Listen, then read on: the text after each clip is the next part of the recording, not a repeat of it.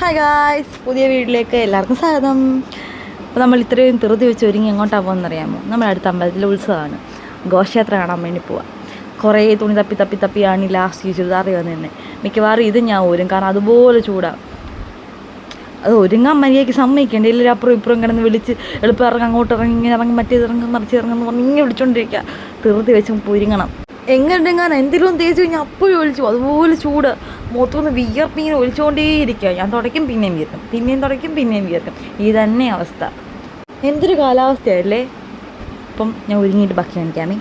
അപ്പോൾ ഗായ്സ്, ഇതാണ് എൻ്റെ ഫൈനൽ ലുക്ക് കേട്ടോ. നമ്മൾ കുറച്ച് കഴിഞ്ഞിട്ട് ഘോഷയാത്ര വന്നു. താലപ്പൊലി ഫസ്റ്റ് പോകുന്നത്. എൻ്റെ ബാക്കിയുള്ള എൻ്റെ ഓടി ഞാൻ ആഡ് ചെയ്തേക്കാമേ. കാരണം അത് ചെണ്ടമേളോ പാട്ട് വെക്കണം. അത് ഞാൻ വോയിസ് കൊടുക്കുന്നത് നല്ലത് ഓടിയാണ്. ഞാൻ ഡ്രസ്സ് മാറിയാണ് കേട്ടോ. ഞാൻ ഇതിട്ടായിരുന്നു.